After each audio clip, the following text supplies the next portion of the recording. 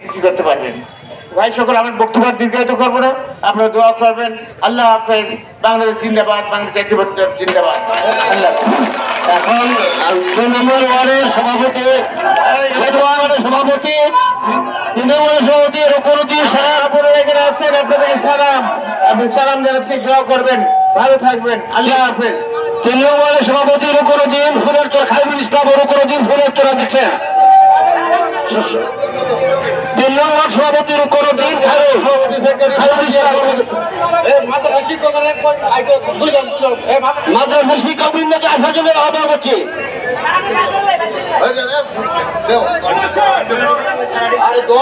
এখন